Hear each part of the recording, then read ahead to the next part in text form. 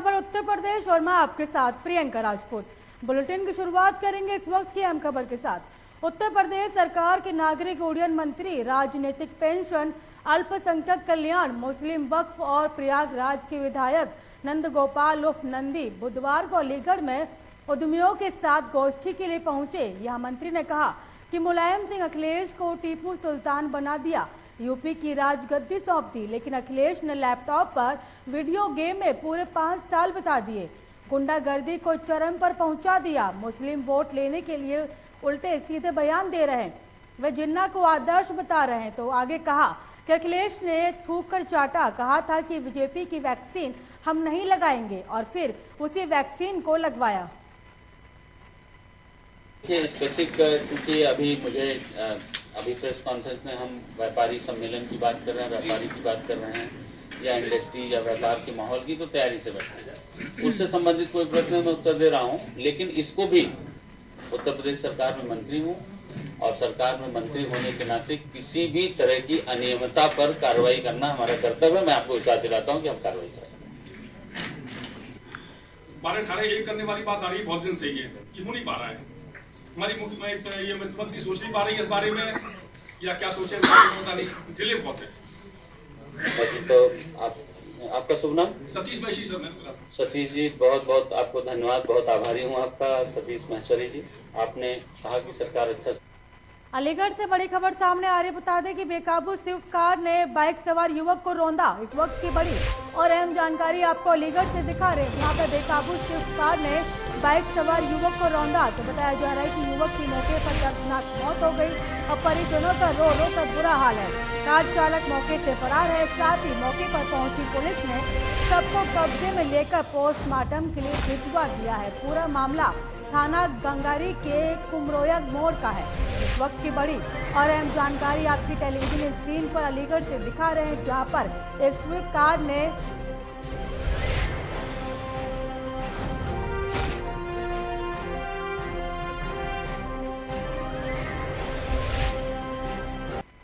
अलीगढ़ में 20 दिसंबर से राजकीय औद्योगिक और कृषि प्रदर्शनी लगने जा रही है, जिसको लेकर तैयारियां शुरू कर दी गई।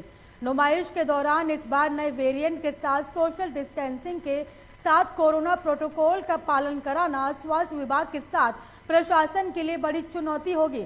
नुमाइश के लिए मैदान में पहुंच रहे दुकानदारों का कहना है कि अभी स्वास्थ्य विभाग और जिला प्रशासन की तरफ से उन्हें कोरोना के नए वेरिएंट ओमिक्रॉन को लेकर कोई गाइडलाइन नहीं दी गई। साथ ही नुमाइश के इतिहास में पहली बार जिला प्रशासन की तरफ से लोगों के लिए हेलीकॉप्टर की व्यवस्था की गई।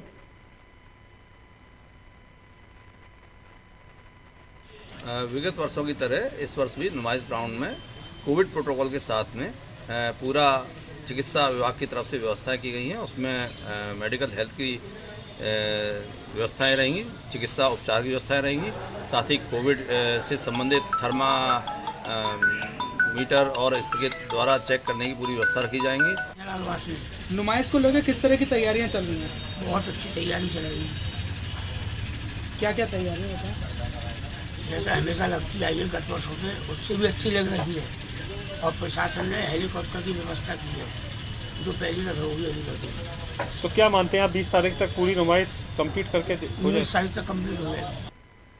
अमरोहा के जिलाधिकारी बाल कृष्ण त्रिपाठी ने आज विधानसभा निर्वाचन 2022 के नवीन मंडी स्थल पुलिस लाइन में बनाए गए पार्टी रवानगी स्थल, मतगणना स्थल, स्ट्रांग रूम का निरीक्षण किया। निरीक्षण के दौरान उन्होंने अधिशासी अभियंता पीडब्ल्यूडी से बिंदुवार जानकारी को लेकर आवश्यक दिशा निर्देश देते हुए कहा कि मंडी स्थल के आवश्यक स्थान पर जहां निर्वाचन संबंधी गतिविधियां संपन्न की जानी है, वहां पर पूरी व्यवस्था हो जानी चाहिए।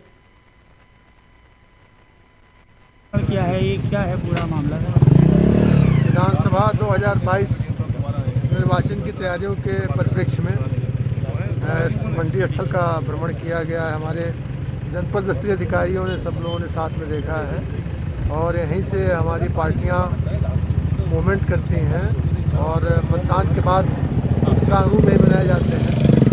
इसी के आलोक में इसका निरीक्षण किया गया है और पार्टियों को मूवमेंट के स्थल के साफ सफाई और बसों के आवागमन के मार्ग को देखा गया है कि कहीं कोई कठिनाई ना हो। उत्तर प्रदेश बलिया जिले में रसड़ा में श्रीनाथ बाबा मठ के मठाधीश महंत कौशलेंद्र गिरी ने मीडिया से बातचीत में बताया कि उत्तर प्रदेश में दोबारा 2022 में बीजेपी बहुमत से सरकार बनाती हुई नजर आ रही है। साथ ही विपक्ष पर निशाना साधते हुए कहा कि विपक्ष का काम झूठ बोलना है। रसड़ा से महंत कौशलेंद्र गिरी को बीजेपी से टिकट मिल सकता है और इस मामले में मीडिया से सवाल पर बोले कि इस बार रसड़ा में कमल खिलेगा और बहुमत से जीत हासिल होगी। भारतीय जनता पार्टी के कार्यकर्ता के रूप में हम सभी लोग कार्य कर रहे हैं। रसड़ा विधानसभा में 2022 में कैसे कमल का फूल खिले, उस दिशा में निरंतर हम लोगों का प्रयास जारी है। क्षेत्र में हम लोग चल रहे हैं और पार्टी यहाँ जिसको टिकट देगी उसको पुरजोर तरीके से यहाँ रसड़ा विधानसभा की जनता का सहयोग आशीर्वाद मिलेगा और यहाँ कमल का फूल खिलेगा। इस दिशा में हम सभी लोग कार्य कर रहे हैं। जी, टिकट चाहे आपको चाहे भारतीय जनता पार्टी किसी को भी आप जिताने का प्रयास करेंगे? बिल्कुल, ये पार्टी तय करेगी किसको टिकट देती है किसको नहीं देती है। बुलंदशहर में सीओ डिवाई बदना शर्मा की बड़ी कार्रवाई देखने को मिली। नकली देसी घी और नकली पनीर बनाने की फैक्ट्री पर छापेमारी कर भारी मात्रा में नकली देसी घी और नकली पनीर को बरामद किया गया। वहीं सीओ डिवाई वंदना शर्मा का कहना है कि ये देसी घी और पनीर को रिफाइंड यूरिया और पाउडर को मिलाकर बनाया जा रहा था और पुलिस का ये भी कहना है कि ये पनीर और घी खाने का योग्य नहीं है। इसमें काफी बदबू आ रही है, लेकिन फिर भी इस काले कारोबार को करने वाले लोग जगह जगह पर इसकी सप्लाई करते हुए नजर आ रहे हैं। ये मोहम्मदपुर गांव है, थाना चतारी में।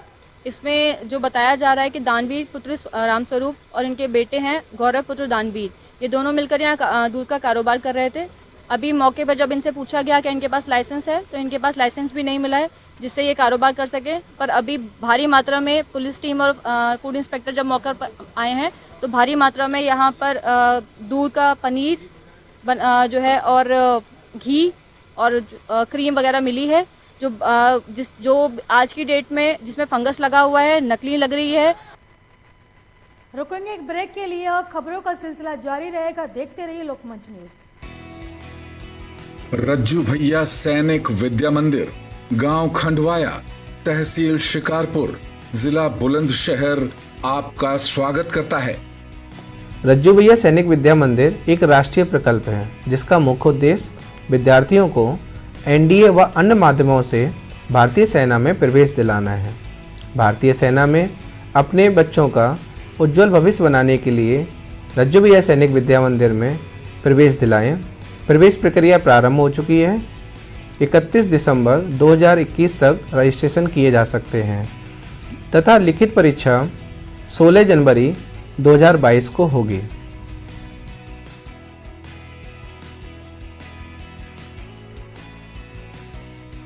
जो बच्चे रिटन एग्जाम क्लियर कर लेंगे उनका साक्षात्कार होगा, उसके बाद मेडिकल होगा, उसके बाद मेरिट लिस्ट तैयार की जाएगी और जो बच्चे मेरिट लिस्ट में आएंगे उन्हें इस स्कूल में एडमिशन दिया जाएगा।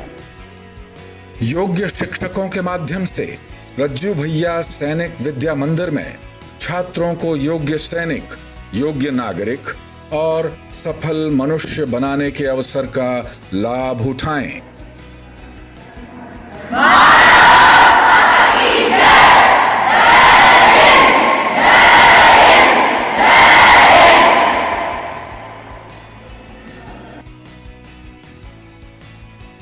अमेरिका की स्माइल ट्रेन संस्था अब राष्ट्रीय बाल स्वास्थ्य कार्यक्रम से भी संबद्ध निःशुल्क ऑपरेशन और उपचार कर रही है। जन्म से कटे होठ या कटे तालू के मरीजों का निःशुल्क ऑपरेशन किया जाता है। अगर आप ऐसे किसी भी मरीज को जानते हैं या जिसके जन्मजात कटे होठ या तालू हैं, तो उसको हमारे health city hospital trauma centre and super speciality Vijay Khand 2 Gomti Nagar थाने के पीछे लखनऊ पते पर लाएं।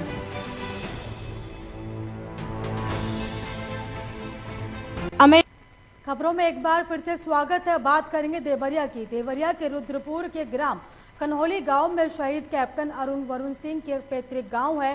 तो बता दें कि कैप्टन वरुण सिंह एक हफ्ते पहले तमिलनाडु के केन्नूर में हेलीकॉप्टर हादसे में एकमात्र जीवित अफसर बचे थे। तो जो बता दें, जो 8 दिनों से बेंगलुरु के कमांड अस्पताल में जीवन और मौत से संघर्ष कर रहे थे और आज उनके जीवन की डोर टूट गई। और ये खबर जैसे ही उनके गांव पहुंची, गांव में शोक की लहर दौड़ पड़ी और ग्रामीण उनके पैतृक गांव पहुंचकर परिजनों को सांत्वना दे रहे हैं। तो वहीं कैप्टन वरुण सिंह के पैतृक गांव में उनके 2 चाचा रहते हैं, जिसमें एक चाचा अखिलेश प्रताप सिंह कांग्रेस के राष्ट्रीय प्रवक्ता हैं और दूसरे चाचा दिनेश प्रताप सिंह हैं।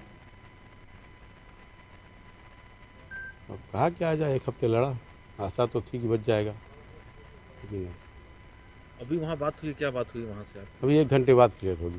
क्या बताएं अभी? अभी हॉस्पिटल में है बॉडी, वहाँ से ले जाएंगे, एयरफोर्स ऑफिस ले जाएंगे, वहाँ उनका व्यवस्था है अपना, उस हिसाब से कल 1 घंटे बाद क्लियर होगी कि आज आएंगे कल आएंगे। क्या नाम है आपका? राजीव सिंह। क्या आपने? हम उस लड़के के चाचा लगेंगे। जी, अभी अभी सूचना हम लोगों को मिली है कि वो शहीद हो गए और हम लोग बड़ा पूजा अर्चना कर रहे थे कि वो स्वस्थ हो जाए। पूरा गांव पूजा अर्चना में लगा था, तमाम पूजा किया गया, लेकिन आज अभी सूचना मिली हम लोगों को, जिससे हम लोग पूरा गांव एकदम दुखी हम लोग। देश में corona virus, black fungus, white fungus जैसे घातक बीमारियों से निकल नहीं पाया। वैसे में कोरोना वेरिएंट ओमिक्रॉन ने दस्तक दे दी। ओमिक्रॉन को लेकर जिला प्रशासन पूरी तरह तैयारियों में जुटा हुआ है। वहीं गाजियाबाद जिला चिकित्सा अधिकारी भवतोष शंकरदार ओमिक्रॉन से निपटने के लिए पूरी तैयारी कर ली है।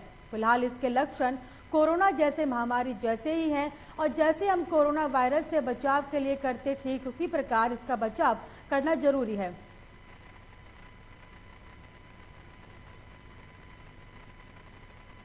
देश कोरोना वायरस और ब्लैक फंगस, व्हाइट फंगस जैसी बीमारियों, घातक बीमारियों से निकल नहीं पाया। ऐसे में एक और बीमारी ने देश में दस्तक दे दी है। बात करेंगे ओमिक्रॉन को लेकर। हमारे साथ जिला चिकित्सा अधिकारी भवतोष शंकर जी मौजूद हैं। बात करेंगे सर, ओमिक्रॉन को लेकर सर जिले में क्या है तैयारी? ये जो अभी हम लोगों ने जितने भी कोरोना का, ये भी एक वेरिएंट है। तो कोरोना का जैसे आपने देखा, वेव 1 भी थी, वेव 2 भी थी, तो वेव 3 को लेकर हमारी पूरी तैयारियां हैं। सारे CSCs पर हम लोगों ने वार्ड बनाए हुए, सारे जितने भी हॉस्पिटल्स हैं उनको भी सबको सतर्क किया हुआ है। और अभी हमने बाहर से आने वाले जिनमें ओमिक्रॉन की संभावना हो सकती है, उसके लिए 2 हॉस्पिटल चिन्हित किए हैं और उनको हमेशा 20-20 बेड बनाने के तैयार कर दिया है। सर, ओमिक्रॉन के क्या क्या लक्षण होते हैं जिससे सर जनता जो है उसको बचाव कर सके? ये ओमिक्रॉन भी एक वेरिएंट है कोरोना का, तो जो कोरोना के होते हैं लक्षण, वैसे ही लक्षण लगभग इसमें होते हैं, कोई फ़र्क लक्षण नहीं होते हैं। और चूँकि अपने जनपद में कोई भी पेशेंट नहीं है, तो अभी कोई भी आया भी नहीं है। हमने सभी के जितने भी पॉजिटिव केस उनके टेस्ट कराए। सर, आपके विभाग के माध्यम से बचाव के लिए जनता के लिए क्या संदेश? मैं आपके माध्यम से निवेदन करना चाहूँगा, एक तो सभी लोग जिन्होंने कोरोना वायरस के लिए वैक्सीन नहीं लिया, वो वैक्सीन की दोनों डोज ले लें, तथा जो सोशल डिस्टेंसिंग का पालन करें, मास्क लगाएं, हाथ को सैनिटाइज रखें और जैसे हम अभी पीछे दोनों वेव में कोरोना के लिए बचाव के करते रहते, उसका रखें, भीड़ भाड़ ना लगाए और कम से कम संख्या में लोग इकट्ठे हों। धन्यवाद। खैर, ये थे हमारे साथ जिला चिकित्सा अधिकारी भवतोष शंकर जी। खास तौर पर इनका कहना है कि ओमिक्रॉन को लेकर जैसे भी देश में चल रहा है, उसको लेकर काफ़ी व्यवस्था जो गाजियाबाद में की गई है। मैं सुनील गौतम, लोकमंच न्यूज़, गाजियाबाद। दबंग बदमाशों ने खेत में काम कर रहे मजदूरों को लाठी डंडों से पीटा और कई राउंड फायरिंग भी की। दबंगों की फायरिंग से एक मजदूर को गोली लगी और दबंगों की पिटाई और गोली से 2 मजदूर घायल हो गए। दोनों मजदूर आलू के खेत में सिंचाई कर रहे थे। दबंगों ने खेत मालिक से रंजिश के चलते मजदूरों पर हमला बोला और सूचना पर पहुंची पुलिस गोली लगे वृद्ध को इलाज के लिए अस्पताल में भर्ती कराया। तो वहीं पुलिस ने वृद्ध को थाने में लाकर बैठाया।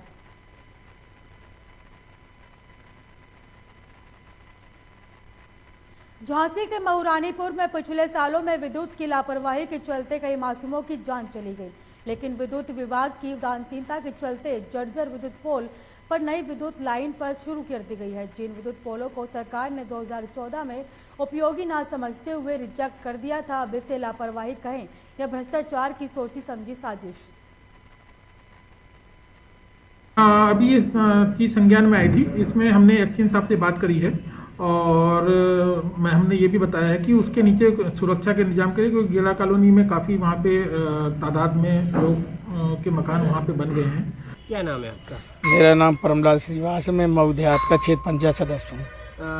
परमलाल जी, ये बताइए, ये जो 11 ये लाइन निकली है 66 kVA की, ये कितनी पुरानी लाइन है और क्या स्थिति है इसकी, कितने हादसे हो चुके हैं? ये सब प्रथम जब मऊरानीपुर का विकास हुआ उस समय, जब जो है आज से कम से कम ये नहीं होगा तो 40 वर्ष पुरानी ये जो 66,000 kV की जो ये महोबा तक लाइन निकली हुई थी। ये लाइन 1965 में निकली थी और ये चालू रही कुछ दिन, फिर इसके बाद बंद हो गई। अब सवेरे यहाँ की रास्ता ये बंद है, सिर्फ 4-5 खम्भे बचे हैं, इससे कटिया लाइन ने चालू कर दी।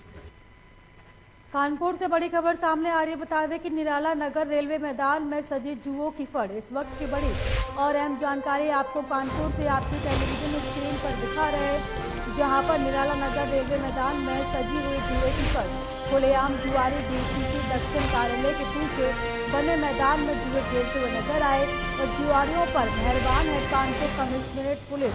इस वक्त की बड़ी और अहम जानकारी आपको कानपुर से दिखा रहे हैं, जहां पर निराला नगर रेलवे मैदान में जुए खेलते हुए लोग नजर आए, तो वहीं पर खुलेआम जुआरियों पर डीसीपी दक्षिण कार्यालय के पीछे बने मैदान में लोग जुआ खेल रहे हैं, तो वहीं पर जुआरियों पर मेहरबान है कानपुर के कमिश्नरेट पुलिस। तो बता दें कि जुआ खेलते जुआरियों का वीडियो सोशल मीडिया पर वायरल हुआ। अब पूरा मैदान, आपको बता दें पूरा मामला गोविंद नगर थाना क्षेत्र के निराला नगर रेलवे मैदान का है।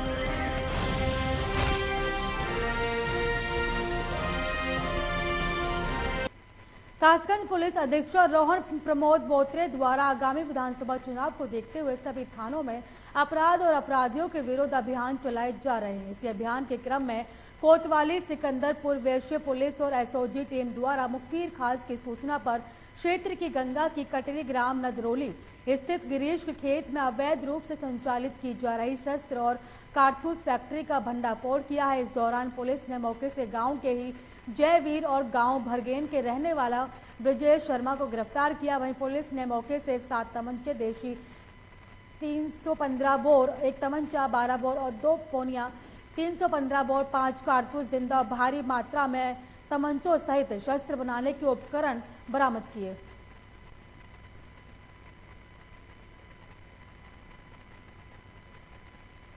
लखीमपुर से बड़ी खबर सामने आ रही है। बता दें कि बेटे के खिलाफ एसआईटी द्वारा धाराएं बदले जाने पर बौखलाए मंत्री। इस वक्त की बड़ी और अहम जानकारी आपको लखीमपुर खीरी से बता रहे हैं, जहां पर बेटे के खिलाफ एसआईटी द्वारा धाराएं बदले जाने पर केंद्रीय मंत्री बौखलाए। बता दें कि बौखलाए केंद्रीय गृह राज्य मंत्री अजय टेनी ने पत्रकारों से गाली गलौज की, तो वहीं पर मदर चाइल्ड केयर सेंटर में ऑक्सीजन प्लांट का उद्घाटन करने के लिए पहुंचे थे गृह राज्य मंत्री। इस दौरान पत्रकारों से गाली गलौज और अभद्रता की गई। बता दें कि पत्रकारों को चोर बताया, साथ ही पत्रकारों के साथ अभद्रता की गई। बता दें कि गाली गलौज करते हुए पत्रकारों में आक्रोश देखा गया। इस वक्त की बड़ी और अहम जानकारी आपको लखीमपुर खीरी से दिखा रहे हैं, जहां पर बेटे के खिलाफ एसआईटी द्वारा धाराएं बदले जाने पर मंत्री बौखलाते हुए नजर आए।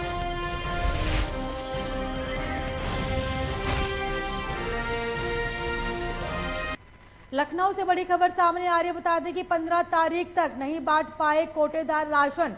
इस वक्त की बड़ी और अहम जानकारी आपको लखनऊ से दिखा रहे हैं, जहां पर 15 तारीख होने के बावजूद भी कोटेदार राशन बांटने में असमर्थ रहे, तो वहीं पर फिंगर मशीन में सर्वर न आने की वजह से राशन बांटने में असमर्थ रहे। इस वक्त की बड़ी और अहम जानकारी आपको लखनऊ से दिखा रहे हैं, जहाँ पर 15 तारीख तक कोटेदार को राशन बांटना था, लेकिन राशन बांटने में असमर्थ नजर आए। बताया जा रहा है कि फिंगर मशीन में सर्वर न आने की वजह से राशन बांटने में असमर्थ है, तो वहीं पर बीजेपी सरकार के आदेशों का उल्लंघन किया गया। बता दें कि पर्याप्त मात्रा में नहीं मिल रहा राशन, अब मशीन की अपडेटिंग की वजह से राशन वितरण रुक गया। इस वक्त की बड़ी और अहम जानकारी आपको लखनऊ से दिखा रहे हैं। बता दें कि मामला ये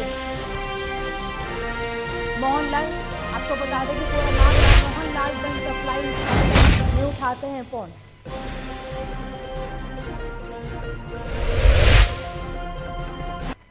लखनऊ से बड़ी खबर सामने आ रही है। बता दें कि सत्र 2021 और 2022 की परीक्षा में शामिल होने की आज आखिरी मौका था। इस वक्त और हम जानकारी आपको लखनऊ से दिखा रहे हैं, जहां पर सत्र 2021 और 2022 की परीक्षा में शामिल होने का आज आखिरी मौका था। बता दें कि 10वीं और 12वीं की परीक्षा में शामिल होने वाले अभ्यर्थियों के लिए आवेदन का आखिरी मौका था आज। तो बता दें कि रात 12 बजे तक ऑनलाइन आवेदन कर सकते हैं अभ्यर्थी। तो वही 9वीं और आपको बता दें कि 9वीं और 11वीं की अग्रिम पंजीकरण की भी आज आखिरी तारीख है। इस वक्त की बड़ी और अहम जानकारी आपको लखनऊ से दिखा रहे हैं, जहां पर परीक्षा में शामिल होने वाले अभ्यर्थियों के लिए चौथी बार तारीख बढ़ाई गई।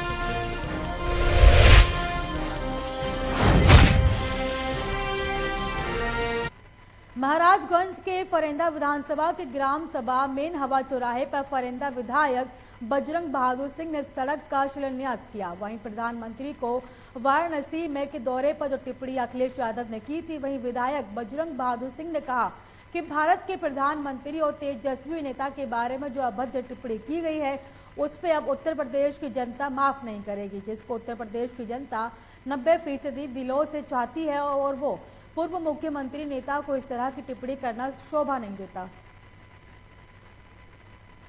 लाभ मिलेगा, कितनी मदद मिलेगी? इससे बहुत लाभ मिलेगा।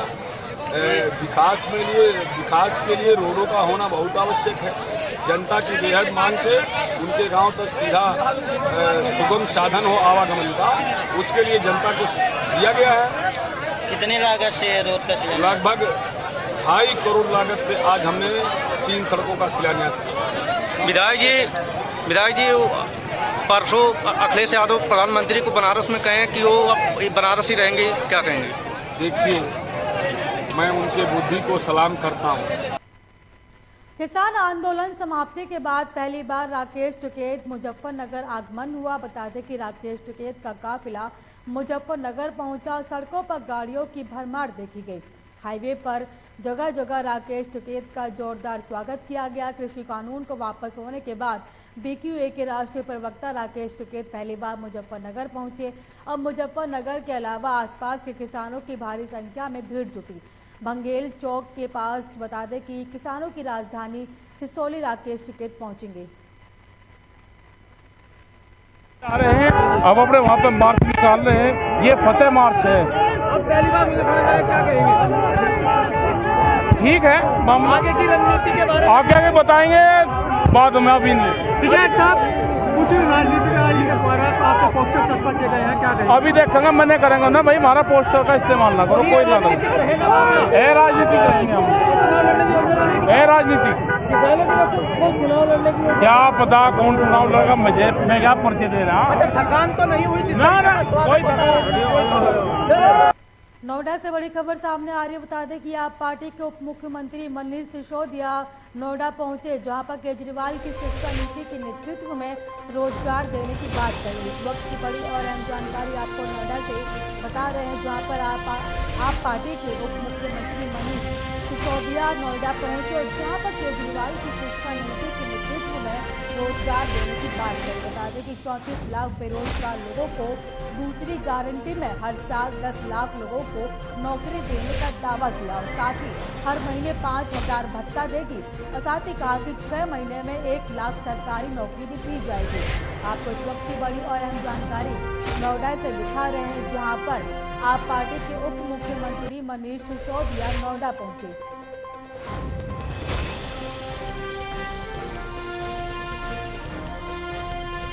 राष्ट्रवादी जनलोक पार्टी सत्य के राष्ट्रीय संयोजक बरोला ग्राउंड में ग्रामवासियों और नोएडा महानगर की टीम द्वारा भव्य स्वागत किया गया और चौहान चौक के नाम से बोर्ड का उद्घाटन कराया। उस उपलक्ष्य में भंडारे का आयोजन किया गया और राष्ट्रीय संयोजक जी ने ग्रामवासियों को संबोधित करते हुए पार्टी की विचारधारा को लोगों के समक्ष रखा। लोगों ने उनकी विचारधारा से प्रभावित होकर राणा जी को अपना लोगों ने पूर्ण समर्थन दिया।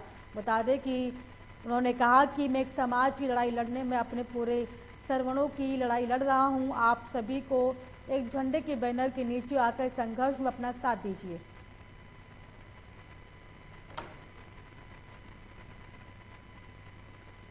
इस बुलेटिन में मुझे दीजिए इजाजत और देश की तमाम खबरों को देखने के लिए देखते रहिए लोकमंच न्यूज।